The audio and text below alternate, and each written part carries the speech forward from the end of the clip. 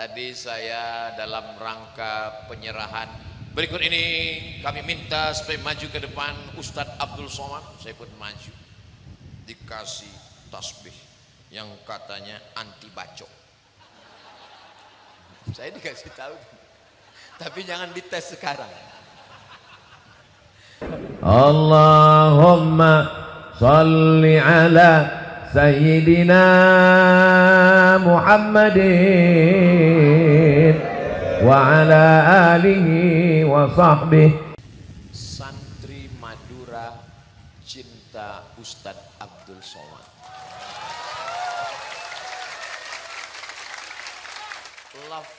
Lambang cintanya 3. 1, 2, 3. Jawabannya I love you too. Karena yang buat gambar laki-laki. Kalau yang buat gambar perempuan kita nggak berani. Ada habaib dan kiai. Itulah gunanya kita selalu duduk dengan para habaib dan kiai. Hati kita terkontrol, mulut kita terjaga, akhlak dan adab kita selalu senantiasa dekat dengan Rasulullah Sallallahu Alaihi Wasallam. Apa itu Ustaz Abdul Somad mengatakan akhlak terjaga, hati terkontrol? Dia sendiri ketika ini sedang berada membelakangi para habaib, membelakangi para ulama, sudah dapat izin. Sebelum tadi udah salaman dulu, mohon izin kiai, mohon izin habib. Kiai dan habib cukup memberi kode nganggukkan kepala. Itu artinya mainkan, lanjutkan. Mudah-mudahan kita semua menjadi para pencinta ulama sampai kematian tiba.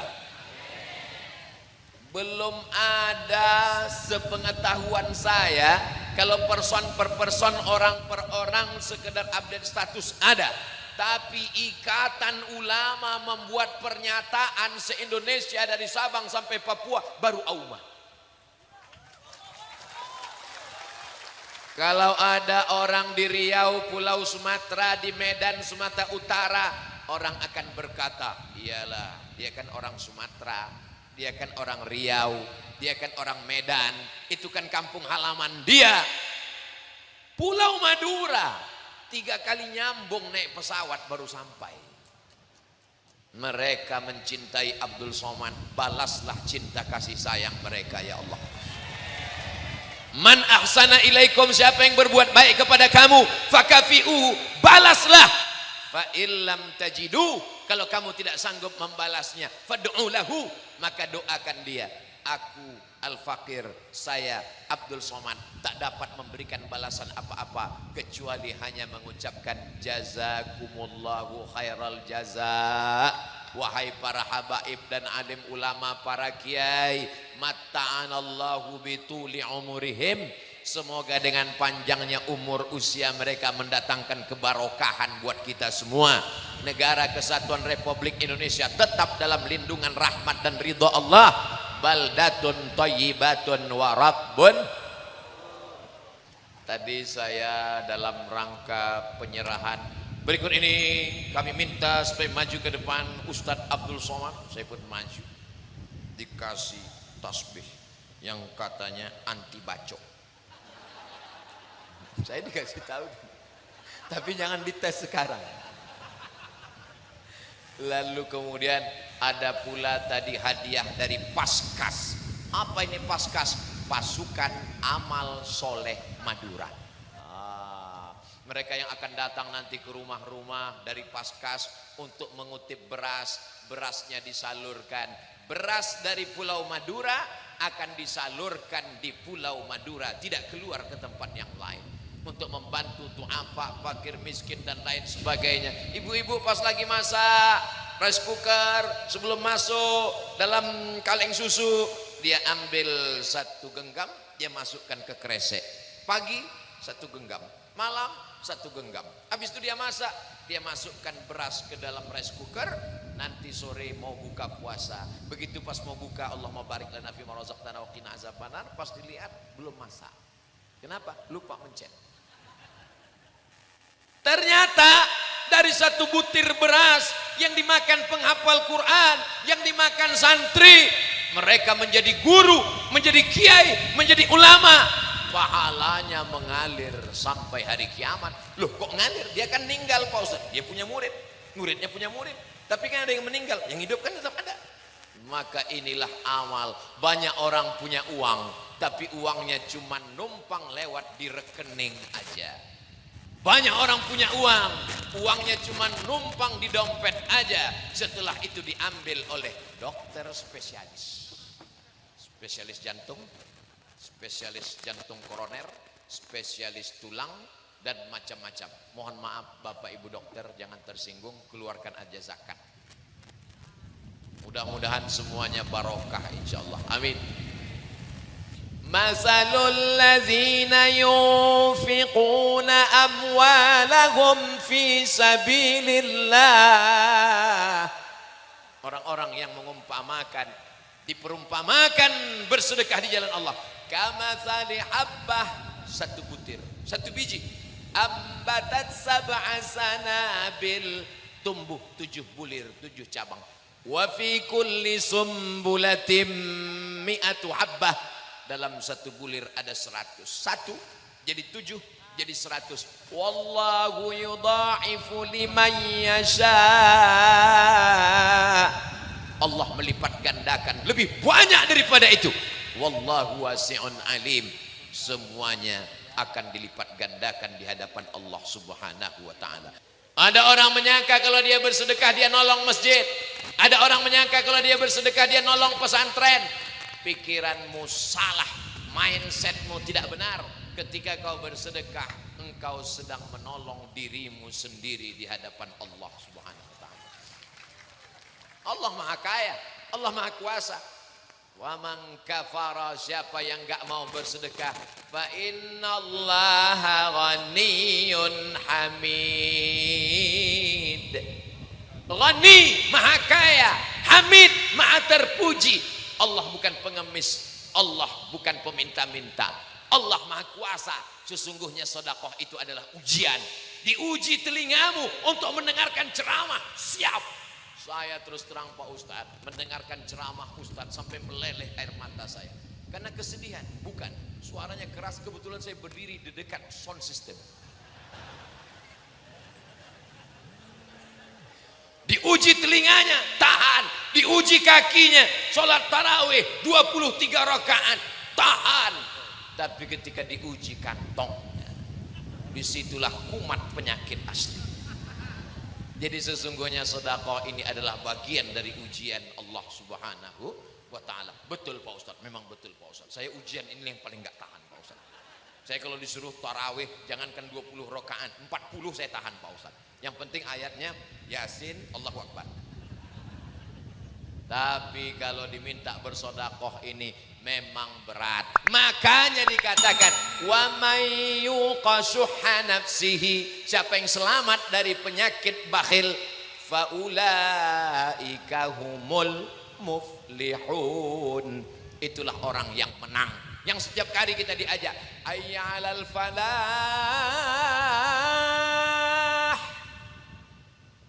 marilah menuju kemenangan.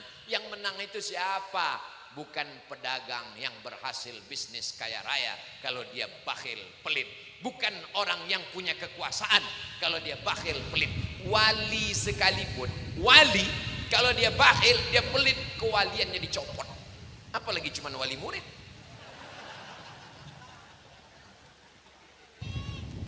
Doa yang pertama, ring paling dekat orang tua dulu. Rabbil firli wali walidayya warhamhuma kama rabbayani shaghira.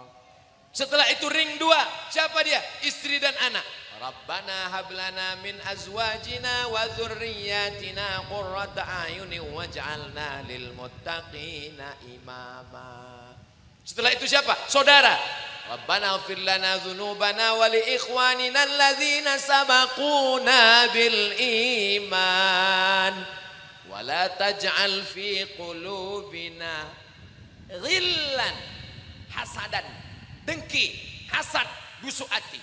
Ngelihat orang renovasi rumah demam. Ngelihat orang pulang kampung bawa mobil baru sakit kepala. ngelihat orang bagus cincin, pergi kondangan, pulang dari kondangan, pandangan berkunang-kunang. Panggil dokter. Dokter pun menyiapkan balon yang tidak ada dalam lagu balonku, ada 5 rupa-rupa warnanya, merah, kuning, kelabu, hijau, ungu, dan biru. Terus yang nggak ada itu warna apa? Warna hitam. Yang hijau meledak, meletus balon hijau. Yang nggak ada yang hitam itu. Balon hitam itu cuman ada di puskesmas, yang dipencet sama perawat.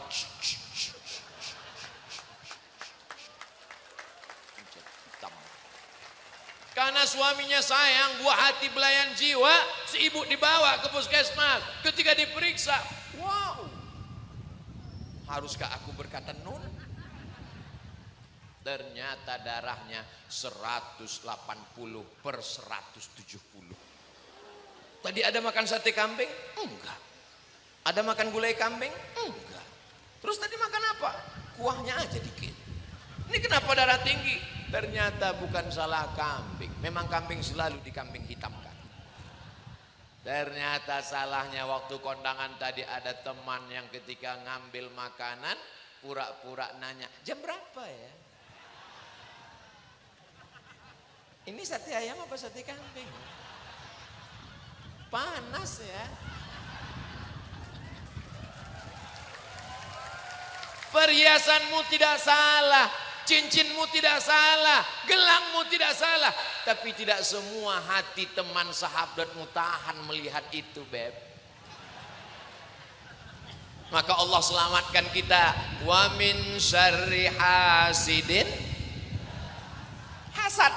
Apa itu hasad? Karahatun ni'mah alal mun'ami alaih. Tidak senang melihat orang lain dapat nikmat. Kalau ada rasa dalam hati nggak senang melihat orang dapat nikmat, itu ada 50% hasad. Bagaimana menyempurnakan hasad jadi 100%? Saya ajarkan. Wa hubbu zawaliha. Bagaimana supaya nikmat orang itu hilang? Maka muncullah hasud, dan dari hasud berakhir dengan santet.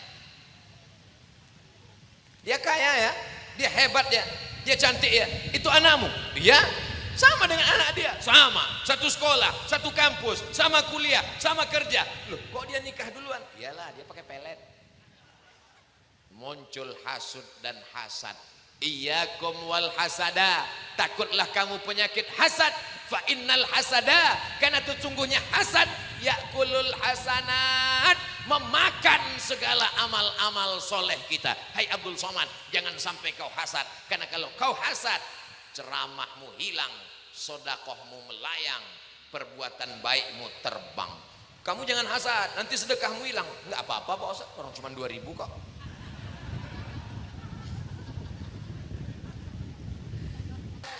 Acara ini tidak hanya direkam kamera dari bumi, tapi juga dari langit.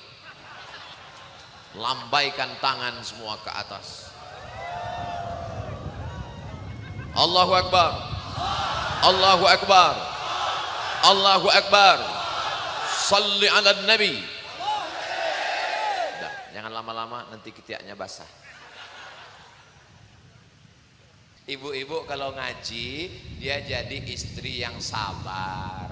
Suaminya pulang bawa belanja nggak banyak, dia katakan nggak apa-apa mas, nggak apa-apa bang. Kalau orang Madura manggil suaminya ya, kak, nggak apa-apa. Ini Madura kak, nggak apa-apa kak. Yang penting jangan tiap hari begini. Kalau suaminya rajin pengajian, dia akan kasih dan sayang kepada istrinya. Dia tidak akan kasar memanggil namanya. Dia akan lembut, karena Kiai Habib sudah ngasih tahu di Jam'iyah Ihya'is Sunnah, mesti berlemah lembut. Lihatlah bagaimana Nabi Muhammad SAW memanggil ibu kita Ummul Mukminin Sayyidatuna Aisyah. Apa kata dia? Ya Humaira. Humaira artinya yang kulitnya putih kena panas matahari kemerah-merahan. Dia nggak panggil namanya, ya Aisyah. Oh enggak, ya Humaira. Karena perempuan selalu telinganya ingin mendengar kata-kata yang lembut, memukau. Dia jadi kenyang walaupun lapar. Nanti pulang ke rumah boleh saya panggil istri saya Humaira Pak Ustaz? Boleh. Ya Humaira, kopinya mana? Boleh. Tapi istri saya nggak putih Pak Ustaz. Ya nggak apa-apa, menyenangkan hati orang. Dengan bapak manggil dia nanti, ya Humaira, langsung dia berkata, oh ternyata jus bengkoang berhasil. Kelihatan lebih glowing. Ya Humaira, jangan terlalu jujur. Ini istri dipanggil, ya Hajar Aswad. Khairukum li ahlih. Orang yang paling baik di antara kamu bukan orang yang paling alim. Orang yang paling baik di antara kamu bukan orang yang paling kaya. Orang yang paling baik di antara kamu bukan orang yang paling keningnya hitam karena banyak sujud. Tapi orang yang paling baik adalah khairukum li ahlih. Orang yang paling baik kepada ngasih banyak belanja ke istri. Setuju Ibu? Ini untuk mengobati hati mereka yang tadi sempat ada tersinggung sedikit-sedikit. Biasanya mereka yang diingat yang di ujung-ujung. Dia akan teringat, oh memang tadi kata-kata Ustadz Somad ketika menyinggung masalah cincin itu memang sakit sekali hati saya. Tapi begitu dia katakan, suami saya harus manggil baik, memang so sweet.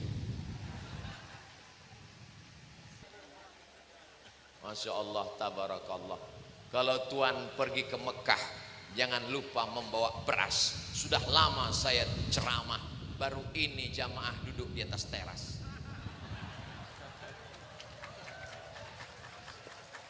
Hai guys,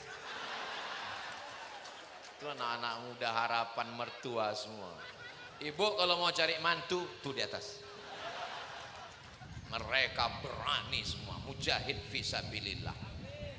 Hafal alfiyah, hafal Al-Quran, ngaji, tamat pesantren. Ini banyak orang sekarang kalau cari menantu yang kaya raya, punya mobil mewah, gak taunya penyakitan. Ustadz Somad, kamu kenapa? Suami saya gak sholat Pak Ustadz. Loh, kenapa kamu bisa nikah sama dia? Saya gak sholat juga dulu. Oh, sama lah, sesuai lah itu. Tapi saya sudah tobat Pak Ustadz. Ternyata rumah yang megah, mobil yang mewah, perhiasan, nggak ada maknanya kalau suami nggak sholat. Suami saya nggak sholat Pak Ustadz. Gimana rasanya punya suami nggak sholat? Kayak tidur sama babi hutan. Mudah-mudahan yang belum sholat jadi sholat. Alhamdulillah sejak dengar ceramah Ustadz Somad, suami saya sekarang sudah sholat. Alhamdulillah. Sholat apa? Sholat Jumat.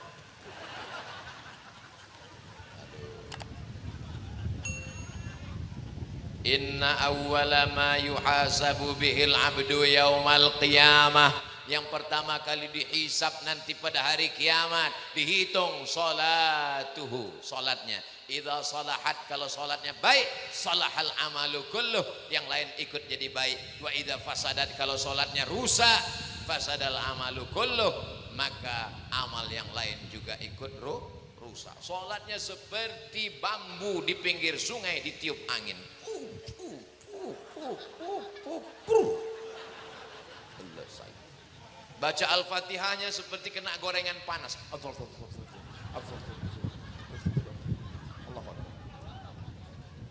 Tasbihnya 120 km per jam.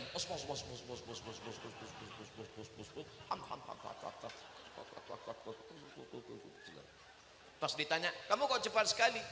Itu dia masih lama. Dia kenapa pelan sholatnya? Maklum Pak Ustadz, dia mu'alaf baru masuk Islam.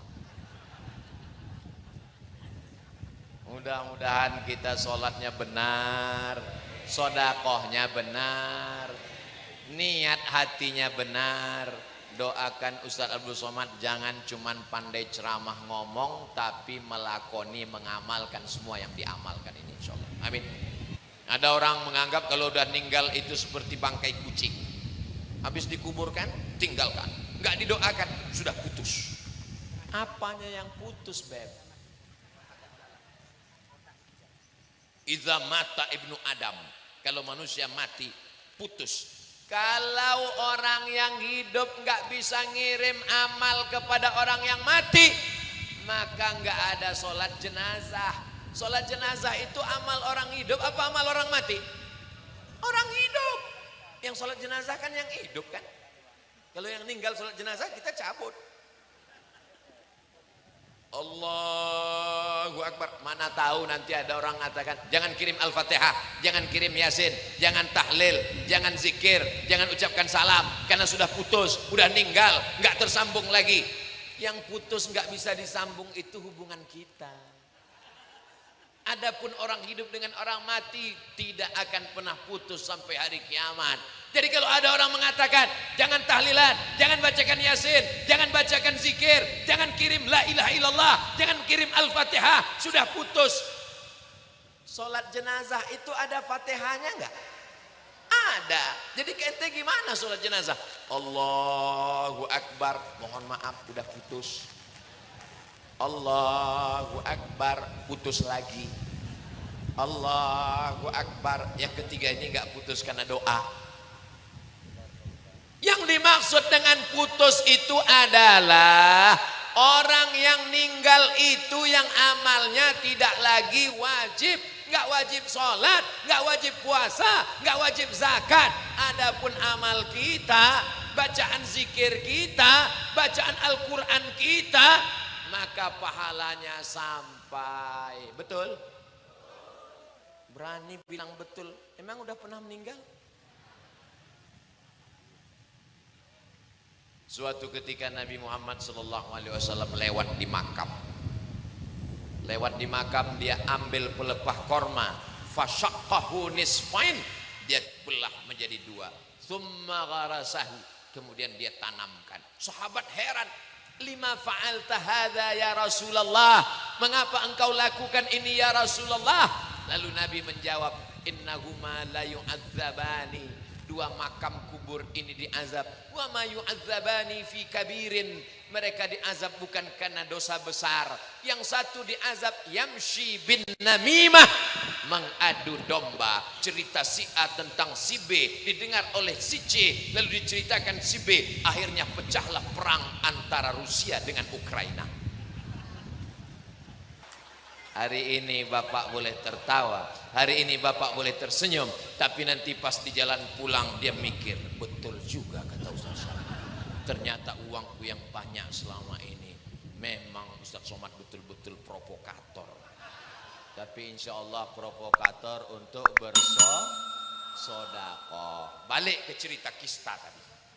Diponis dokter, ini di dalam rahimnya ada kista sebesar uang logam. Cara menghilangkannya mesti dioperasi, dibelah, rahimnya dipotong, dibuang. Maaf, kalau perempuan sudah dibuang rahimnya, dia nggak bisa hamil. Mendengar ucapan dokter, ini bu, kistanya mesti dibuang, dioperasi, dipotong, dibuang.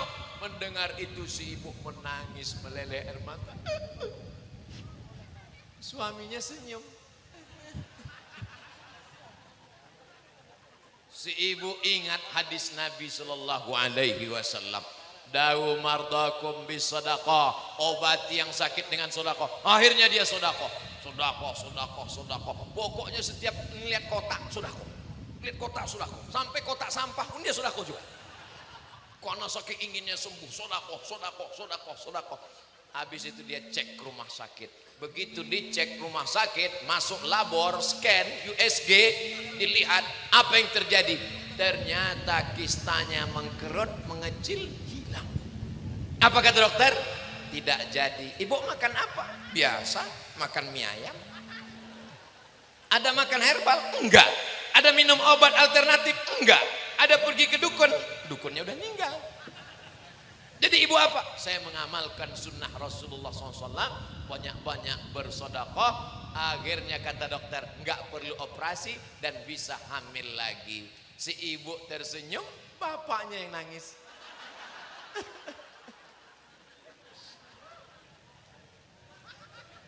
Insya Allah inilah wajah-wajah mereka yang gemar bersedekah.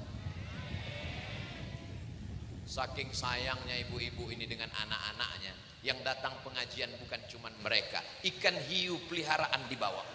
Luar biasa, Masya Allah. Saya sudah lama tausiah, baru disinilah dihadiri Upin dan Ipin.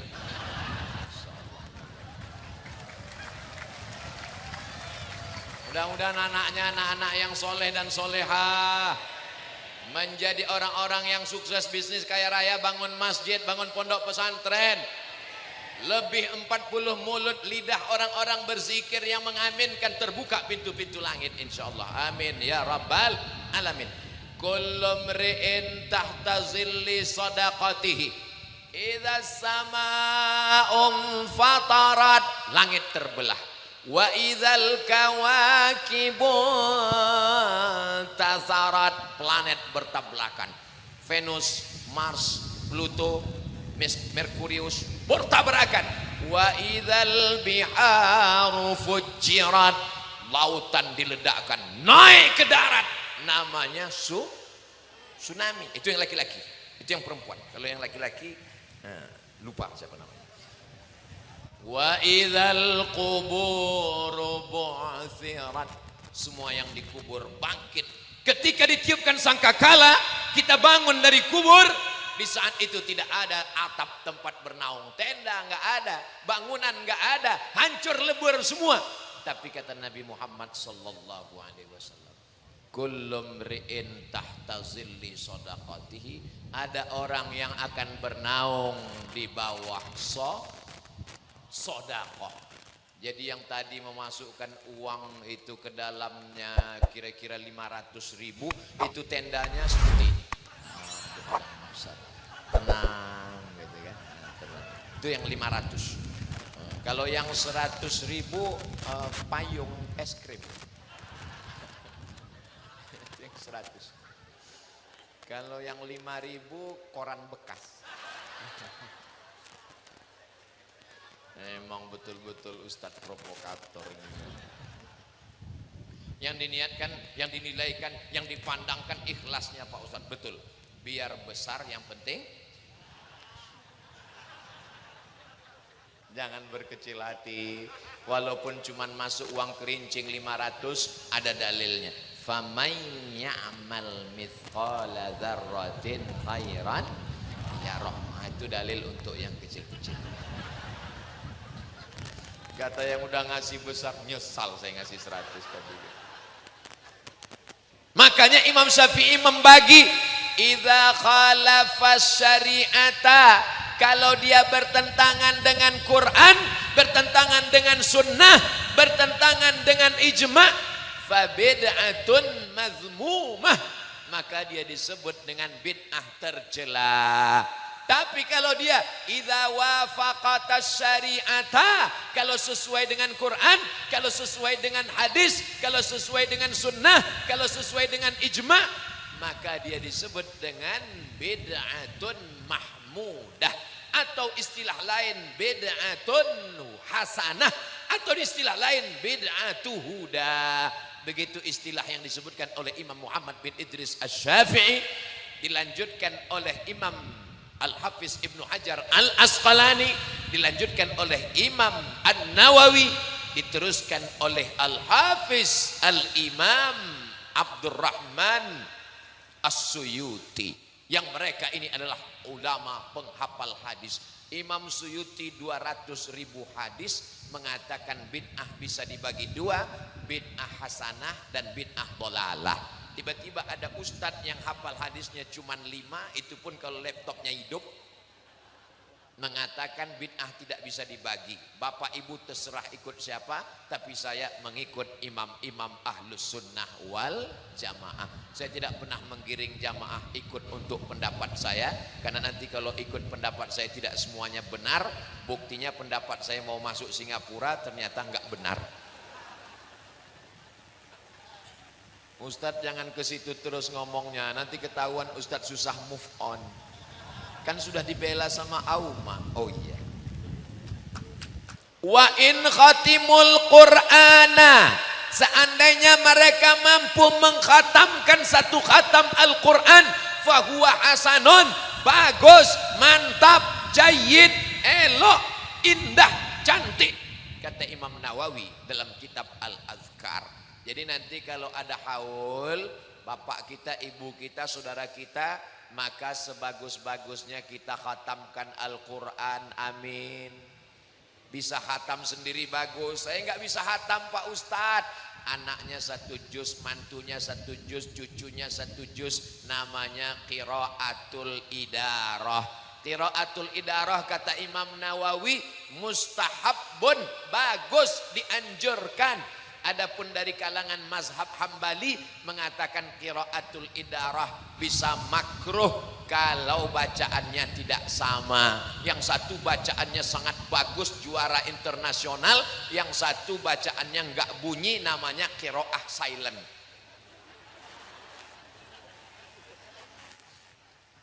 Tapi kalau bacaannya sama, sudah tamat di pesantren, tahsin tajwid idgham ikhfa gunnah qalqalah bila gunnahnya bagus, dibaca 1 juz 1 juz 1 juz, lalu setelah itu menghatamkan Al-Qur'an. Apa dalilnya? Nah, ini lagi tren sekarang. Mana dalilnya? Karena Anas bin Malik, sahabat Nabi, orang yang didoakan Nabi, serumah dengan Nabi.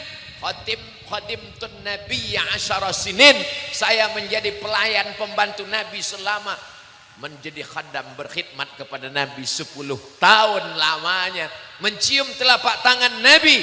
Atyabu min rihil miski, lebih halus daripada sutra, lebih harum daripada semerbak kasturi.